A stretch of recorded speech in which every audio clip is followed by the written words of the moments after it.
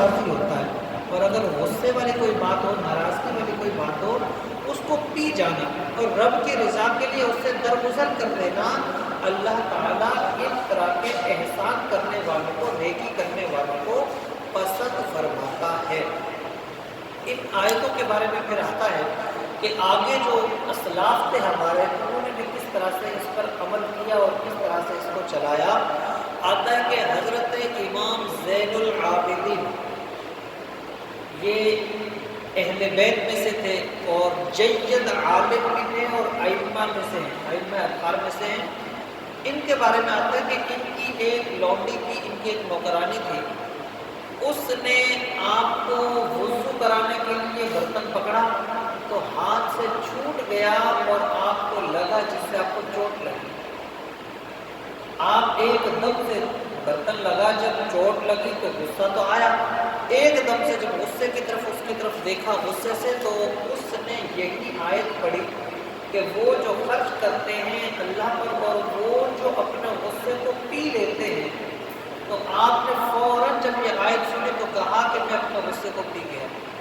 پھر اس نے آگے کہا کہ والعافین عن الناس، کہ وہ جو لوگوں کی غلطی کو معاف کر دیتے ہیں، کہا میں نے تجھے معاف بھی کر دیا۔ پھر اس نے کہا کہ واللہ یحب المحسنین، یعنی اللہ احسان کرنے والوں کو پسند کرتا ہے۔ تو آپ نے کہا کہ جا، میں نے تجھے اللہ کی رضا کے لیے آزاد بھی کر دیا، یعنی اس آیت پر پوری طرح سے عمل کیا اور کہا کہ یہ رب کی رضا کے لیے میں نے کر دیا۔ اور اسی مضمون کی آیت ایک اور ہمارے سے بھی ملتی ہے کہ انہوں نے بھی اسی طرح سے کیا کہ ان پر کھانے کا جو شوربہ ہوتا ہے سالن کا، یہ گر گیا تھا ایک غلام سے، ایک دم سے جب ناراض ہوئے تو اس نے بھی یہی آیت پڑھی، تو آپ نے اس کو بھی یہی کہا کہ میں نے تجھے معاف کیا، اور اس کے بعد اللہ کا شکر ادا کیا کہ یا اللہ تو نے مجھے اہل بیت اطہار کی اس تعلیم اور اس کے طریقوں پر اور قرآن کریم کی آیت پر عمل کرنے کی توفیق بخشی ہے۔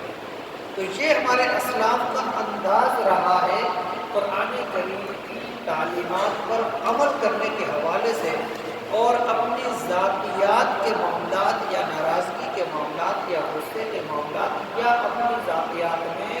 جو نقصان آنے والے معاملات ہیں ان سے درگزر کرتے تھے فقط اللہ تعالیٰ کی رضا کے لیے۔ تو یہ آیت کریمہ ہم سب کے لیے بھی تعلیم ہے کہ ہمیں بھی اللہ